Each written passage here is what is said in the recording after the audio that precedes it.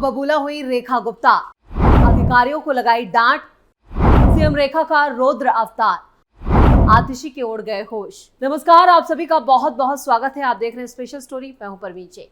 दिल्ली के मुख्यमंत्री Rekha Gupta action mood में है। इन दिनों वो ताबड़तोड़ छापेमारी में जुटी हैं।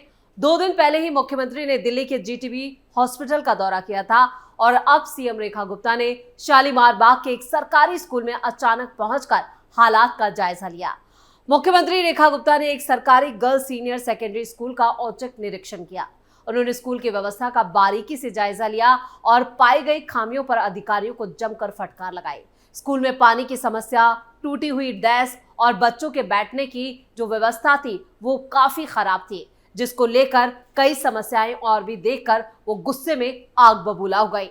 मुख्यमंत्री ने इन समस्याओं को जल्द से जल्द दूर करने का आदेश दिया और कहा कि इस तरह की व्यवस्था से बच्चों के भविष्य के साथ खिलवाड़ नहीं किया जा सकता।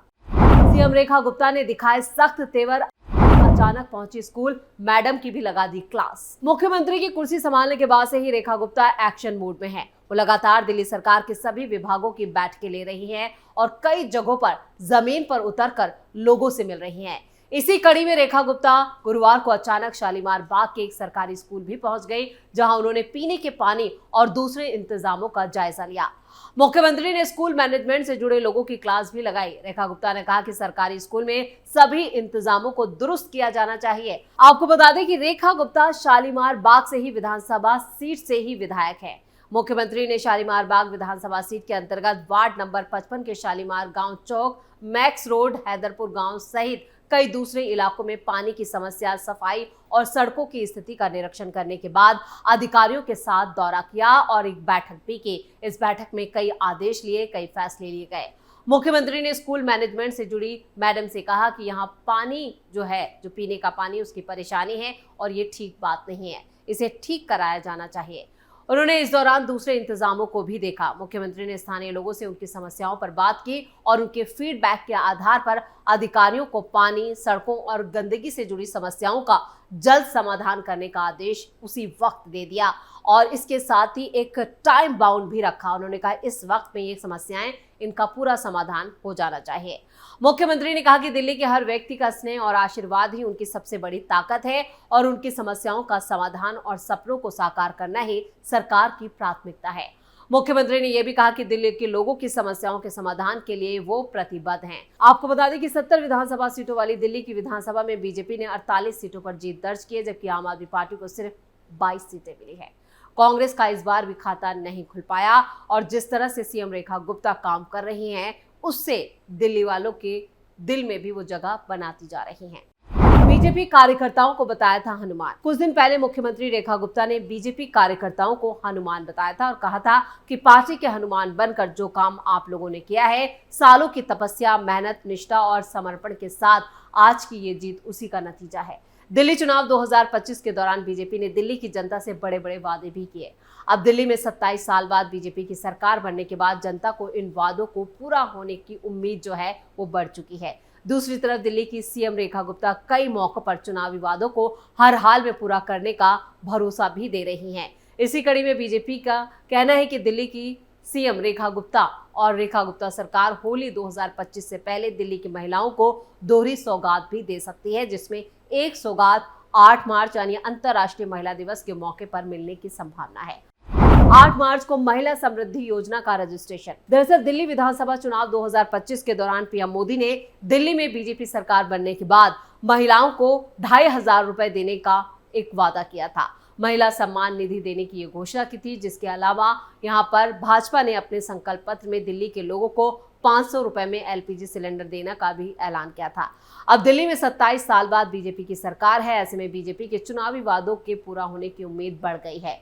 दिल्ली बीजेपी के सूत्रों की माने तो दिल्ली की सीएम रेखा गुप्ता 8 मार्च को महिला समृद्धि योजना के रजिस्ट्रेशन शुरू करने की घोषणा करेंगे और इसके लिए दिल्ली सरकार ने तैयारियां तेज कर दी हैं।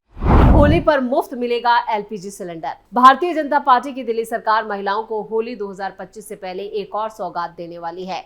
वो बीजेपी के चुनावी संकल्प पत्र में शामिल एलपीजी गैस सिलेंडर से जुड़ी घोषणा है। दरअसल चुनाव के दौरान बीजेपी ने अपने संकल्प पत्र में दिल्ली की गरीब जनता को होली और दिवाली में एलपीजी सिलेंडर मुफ्त देने का ऐलान किया था और इसके साथ ही पूरे साल सिर्फ 500 रुपए में एलपीजी सिलेंडर मुहैया कराने का भी वादा किया था। अब होली से पहले दिल्ली सरकार अपना ये वादा भी पूरा कर सकती है।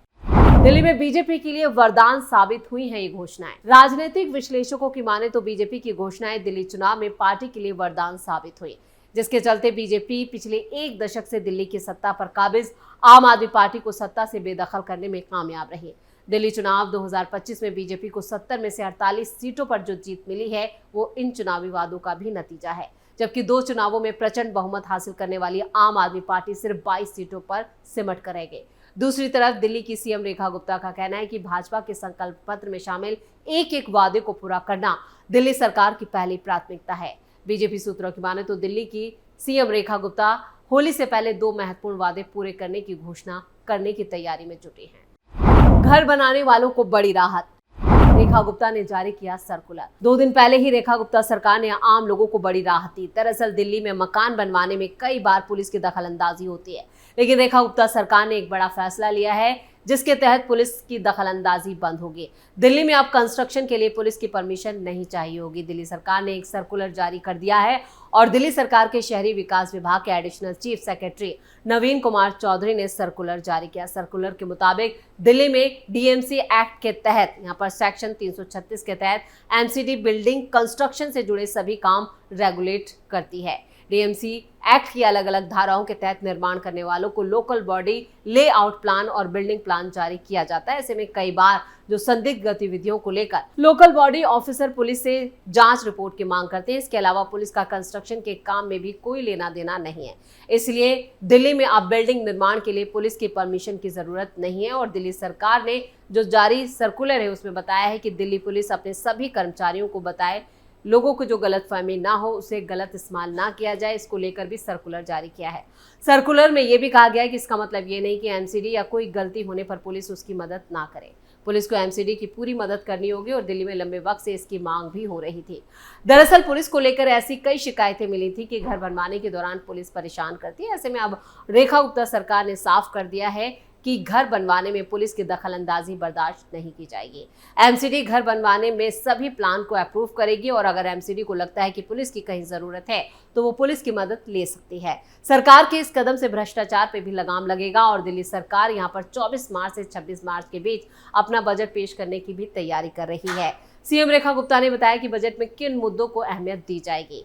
रेखा ने यह भी कहा कि बजट बनाने से पहले वो झुग्गी में रहने वाले परिवारों, युवाओं और प्रोफेशनल्स से बात करेंगे। उनके साथ महिला समृद्धि योजना को लेकर भी उठाए जा रहे सवाल पर भी और आम आदमी पार्टी को यहाँ पर जवाब देते हुए उन्होंने कहा कि किसी को ये याद दिलाने की जरूरत नहीं है कि 4 दिन रह गए हैं और 3 दिन रह गए हैं, एजेंडा हमारा चलेगा, उनका नहीं चलेगा।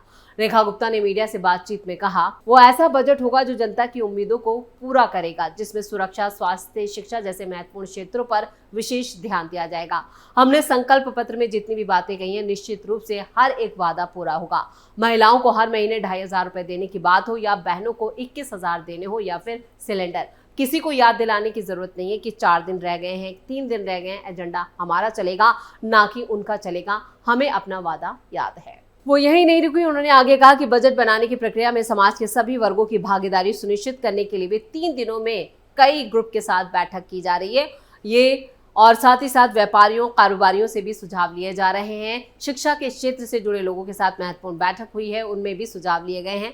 रेखा गुप्ता ने बजट की तैयारियों को लेकर महिला संगठनों के साथ भी बैठक की और इस बैठक में दिल्ली से कई क्षेत्रों और कई विभागों की महिलाएं शामिल हुई। सरकार ने बजट के लिए जनता से सुझाव लेने के मकसद से एक ईमेल आईडी और व्हाट्सएप नंबर भी जारी किया ताकि दिल्ली का कोई भी शख्स अपने सुझाव भेज सके।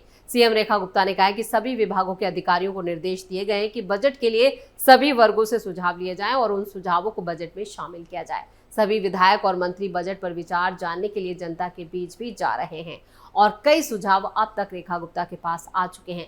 यानी जो इस बार का दिल्ली का बजट होगा वो कई मायनों में काफी खास होने वाला है और इसमें सभी वर्गों की हिस्सेदारी होगी, इसका खास ख्याल रखा गया है, चाहे फिर वो कारोबारी वर्ग हो, शिक्षा वर्ग हो और यहाँ तक कि सरकारी अफसरों से भी इसमें राय मशवरा लिया गया है। उन्होंने भी अपनी राय मशवरा इसमें दिया है। यानी इस बार का बजट जो है वो काफी धमाकेदार होने वाला है और इसकी तैयारी देखकर आम आदमी पार्टी के जो नेता हैं उनकी नींद अभी से उड़ चुकी है। खासतौर से आतिशी, जो अब तक बार बार सीएम रेखा गुप्ता को ये याद दिला रही थी कि 2,500 रुपए कब आएंगे और बार बार हंगामा कर रही थी। विधानसभा में सबसे ज्यादा हंगामा आतिशी ने किया। उनकी भी नींद उड़ चुकी है, उनके होश ठिकाने लगा दिए हैं और जिस तरह से वो एक्शन में है, लगातार ताबड़तोड़ छापेमारी कर रही है, उससे आतिशी को लग रहा है कि अब दिल्ली उनके बस की बात नहीं रही है। इसी के साथ स्पेशल स्टोरी में इतना ही। वीडियो कैसा लगा कमेंट करके अपनी राय जरूर दें। वीडियो को लाइक करें, शेयर करें और कैपिटल टीवी को सब्सक्राइब जरूर करें। धन्यवाद।